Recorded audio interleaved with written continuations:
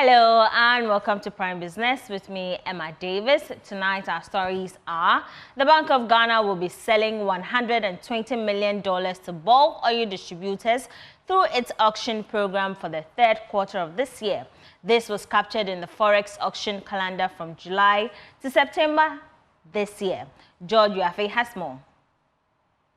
That due to the current pressure on the Ghana cedi, the Bank of Ghana will have increased the amount of dollars sold to these distributors. However, the central bank kept to the same amount at $120 million.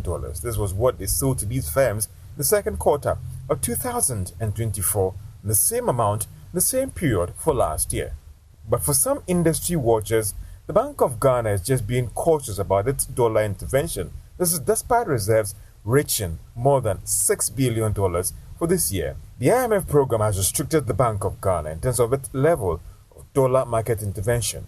The central bank has two dollar auction programs, one targeted at the bulk oil distribution firms to aid the imports of finished petroleum products, and the other one for the general market when it comes to businesses and commercial banks to help them in their daily operations and facilitate imports of other products into the country.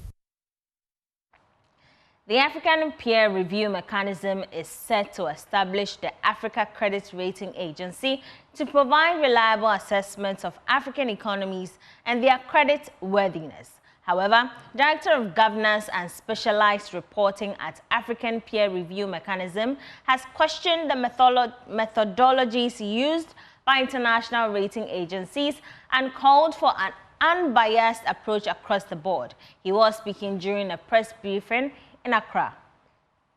2020, Ghana publicly disagreed with international credit rating agencies following a downgrade by S&P Global and Fitch Ratings. This disagreement led to the formation of the Africa Credit Rating Agency, led by the African Peer Review Mechanism, an autonomous arm of the African Union. Speaking at a media briefing in Accra, a member of the Governing Council of the National African Peer Review Mechanism, Lord Mansfield Bedu, says this initiative is critical for the continent's financial development. Recent downgrades of Ghana and other African countries by global rating agencies, described by our president as reckless, have brought to light the urgent necessity for Africa to develop its own rating agencies. These agencies would be better attuned to the unique economic context and challenges faced by African nations, providing more balanced and fair assessments. Such a move will not only enhance the credibility of credit ratings within the continent, but also foster greater financial autonomy and resilience. Director of Governance and Specialized Reporting at the African Peer Review Mechanism, Dr. McBride Kalamba, emphasized the importance of this new agency. We are confident that the Africa Credit Rating Agency will serve as a catalyst for greater investment, economic stability, and sustainable development across the continent, because it speaks to the access to capital, the quality of capital. These two initiatives are part of the APRM's mechanism of support to the African Union's member states, in line with an African Union decision, which directed us as the APRM, we are an autonomous entity, directed us to provide support to African Union member states in the field of rating agencies. Chief of Section on Innovative Finance at UNECA, Sonia Esombaji, highlighted the need for capacity building to ensure effective sovereign credit ratings. We have conducted extensive training programs on sovereign credit ratings. Last year, we have organized and developed an online course for 254 experts from 40 different African countries. And the focus was really on the methodologies, but also the factors that drive the credit rating. The Africa Rating Agency is set to begin full operations by 2025, aiming to provide reliable assessment of both corporate organizations and countries across the African continent. Well, Moody's Ratings, the New York-based firm, has issued a statement indicating that it has completed a periodic review of Ghana's ratings, including its long-term issuer ratings of CAA3 for local currency, and CA for foreign currency. The following report has more. These ratings, Moody's said, reflect the government's ongoing debt restructuring under the G20 Common Framework initiated in December 2022. It further said that the restructuring of local currency debt, excluding treasury bills, was completed in 2023. It added that the restructuring of foreign currency debt, which constitute nearly half of Ghana's total debt, has progressed significantly following an announcement in June 2024 regarding a memorandum of understanding of official sector debt and an agreement in principle with bondholders. It continued that, upon completion of the restructuring, all ratings are likely to be aligned at a higher level, albeit within the CAA rating category, given the liquidity constraint typically following a default event. Economist Professor Peter Quartey has cautioned that introducing new taxes in the mid-year budget review will adversely stifle private sector growth. Finance Minister Dr. Mohamed Amin Adam is expected to present the mid-year budget in the 4th week of this month. Speaking to Joy Business, Professor Quartey rather advocated for the removal of some taxes. I think overall, we look at our tax structure, our revenue and expenditure, but particularly the tax structure. There are too many taxes at the ports. We need to harmonize some of these taxes and ensure that it is business friendly. So I would want to see, I don't want to see any new tax introduced, but rather what measures are we put in place to ensure tax efficiency, to ensure that we are able to rake in as much revenue as possible. Of course, this agreement with the official creditors, Eurobond holders, etc., also brings us some fiscal space. Some of the loans or debts we have to service have been restructured. Those we have suspended payment, we have to pay. So you would want to see how all of this plays out and how we're able to get some fiscal space. Given that we are in election year, you also don't want the government to go beyond the target budget deficit that it has envisaged within the medium-term framework. And lastly, we are pursuing an IMF program, implementing an IMF program. To what extent would the budget speak to the IMF program, how well we are on track on the key triggers that are specified within the IMF framework? Economist and fellow of the Institute of Fiscal Studies, Leslie Mensah, is advocating for the Finance Ministry to establish a consolidated national budget. According to him, the current budget fails to capture the full extent of the national debt, including the debt stocks of state institutions like Cocoa Board. I would put Cocoa Board on the budget. But in fact, Cocoa Board is not the only institution engaging in quasi-fiscal operations that sits outside the budget. I have made this complaint several times that the budget we have today does not cover the full range of fiscal operations going on. The budget is central government oriented. To the extent that it reports the activities of parastatals, it reports central government transfers to them. Their expenditures, their borrowings are not consolidated with the central government finances. That has to change. It would be better to move towards a consolidated general government budget presentation so that we can cover a wider scope of fiscal activity. That's why, for example, we had, for a long period, been suggesting that we were consolidating the budget. Whereas off budget, we were expanding public spending. So the GET funds, the road funds, were borrowing billions that were not showing up in the public budget and not showing up in the deficit. Okay? I mean, Cocoa Board, for example, keeps about 30% of the cocoa earnings. Now, that is a tax on farmers.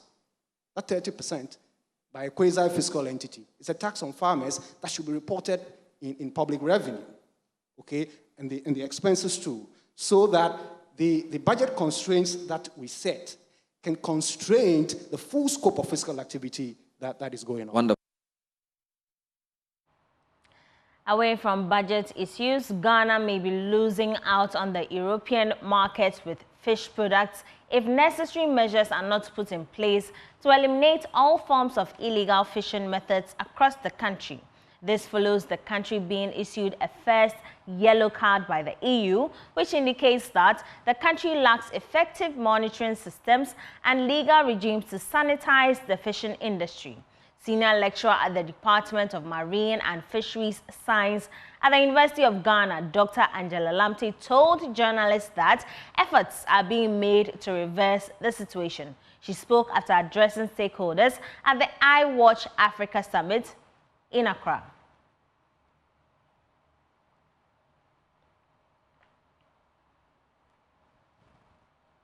Well, we apologize for that. We do not have the report for you now, but we shall bring you that in our subsequent bulletins. Now, moving on, Chief Executive for the Ghana Commodity Exchange, Tuchi Ivoyi, has charged women public relations practitioners to take a critical role in curbing misinformation and fake news in the wake of the digital evolution. According to her, the concern of misinformation can be linked to the proliferation of digital platforms which are managed by unprofessional staff and the quest to churn out negative news. She was speaking to Joy Business after addressing the 8th Women in PR Summit in Accra.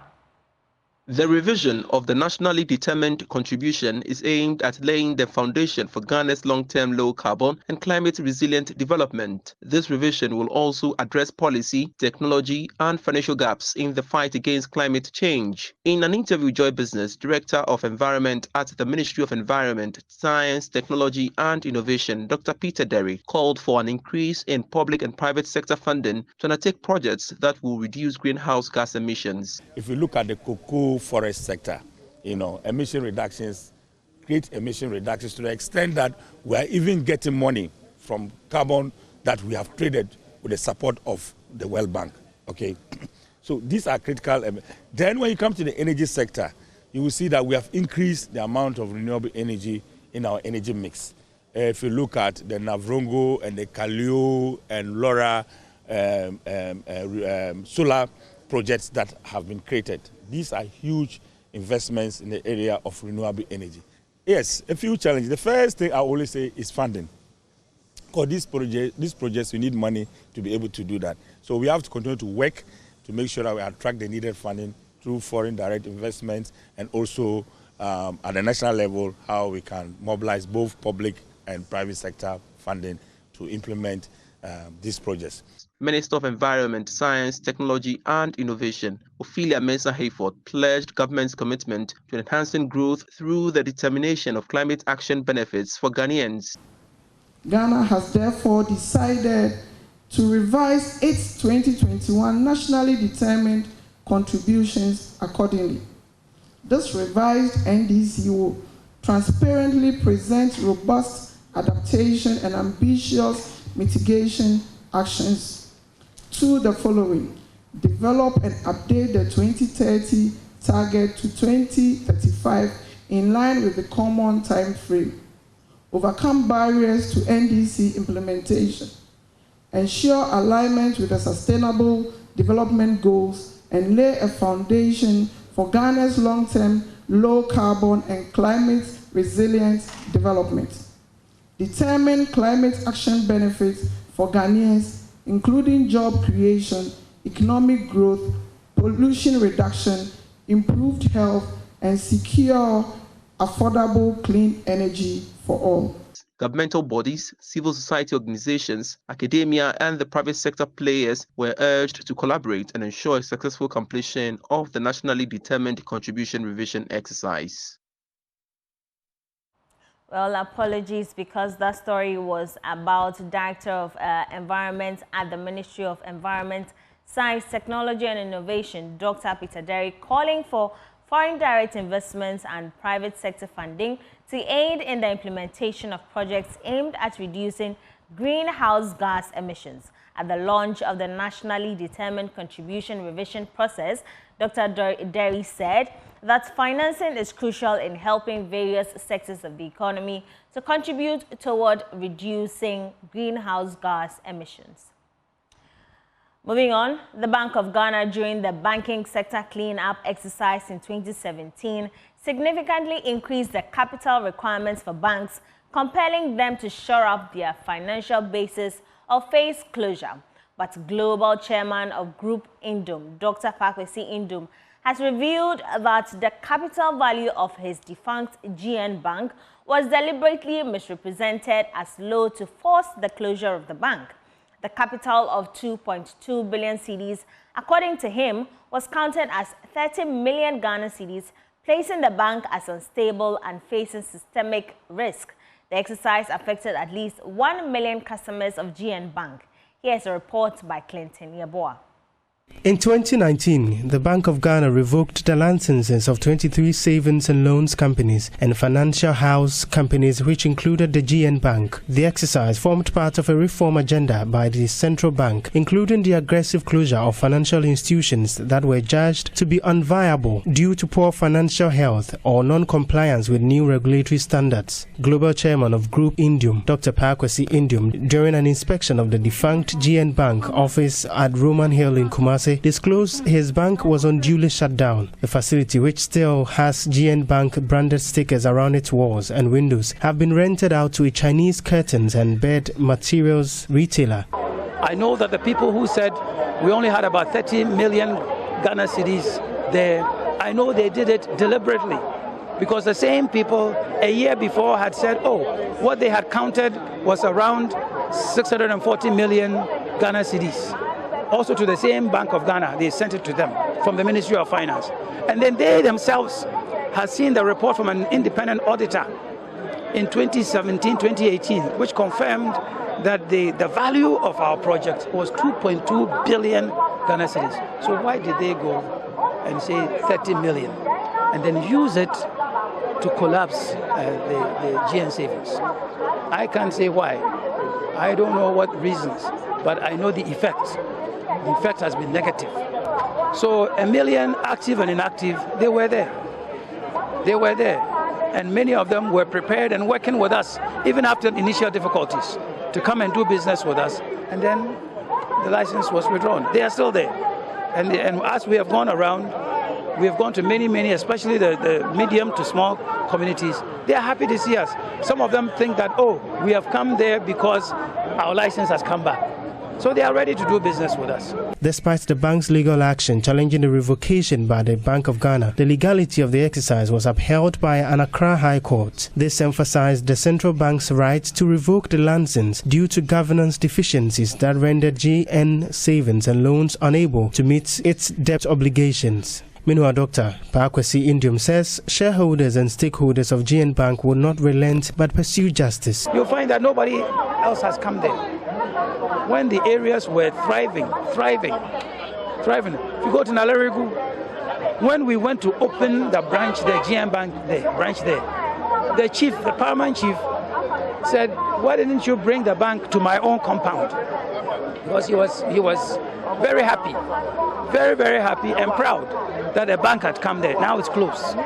So we are just sending a message, because we have done things behind closed doors, we're not getting the right results.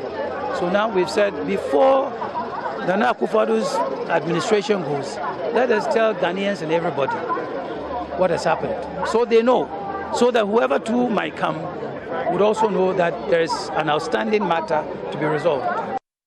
Reporting for Joy News, my name is Clinton Yeboah. And I am Emma Davis, and you're still watching Prime Business. Moving on, Associate Professor and founding head of the Department of Biomedical Engineering at the University of Ghana, Professor Elsie Effa Kaufman, is advocating for the strategic use of artificial intelligence to advance Ghana's educational system. She shared her views during an interview with Joy Business at the Africa Aid 2024 workshop in Accra. AIED 2024 workshop focused on crowdsourcing and highlighted effort to build and deploy artificial intelligence in education systems across Africa. Associate Professor of the Department of Biomedical Engineering at the University of Ghana, Professor Elsie Effa Kaufman, emphasized the strategic use of AI in education during the speech at the workshop. AI is a tool. It's a tool to help us do things easier, better, faster. And very much like all the other technology tools we use in education, it is something that we should consider for what we do. However, because of the power of AI, it has made the work of the educator a little more difficult. That means we can't ask the same old questions we used to ask our learners. If you ask what is this, can easily be found using the AI. So we now have to be more creative in engaging with our students so that they use the AI as a tool rather than as a source of all answers. The Chief Operating Officer of Kwame AI, Victor Kumbo, expressed optimism about the potential of Africans to develop AI technologies. Our vision as Kwame AI is to empower learners with their own knowledge assistance, and especially in Africa, where we realize that mostly technology isn't developed for us. And so the main focus and the reason for this conference is to get together researchers, educators, startups to start to think about how we can actually build education technology that works for Africans. So that, during this workshop, we actually ran a hackathon a month before the program, and we had African students, like university students, building AI technology. So the time isn't coming. It actually is already. We have the minds here who can do it. It's just about giving them the exposure, giving them the support that they need to be able to put it out there for our use. The Greater Accra STEM coordinator with the Ghana Education Service, Betty Bois, shared insight on the importance of integrating AI into education. As a STEM coordinator, it's one of the tools that will be very helpful when it comes to education, because now we are having issues of teacher employment, financial, economic challenges, so many things running around, and we know that using AI is one of the things that can cut short, not to replace people anyway, but to reduce the human contact. The Africa AIED 2024 workshop brought together educators, researchers, entrepreneurs to discuss and collaborate on innovative ideas, best practices, and future development in leveraging AI to enhance learning experiences and outcomes in Africa. That's all we have for you in our bulletin tonight. I am Emma Davis. For more news, do log on to myjoyonline.com. Up next is Prime Sports. Please stay.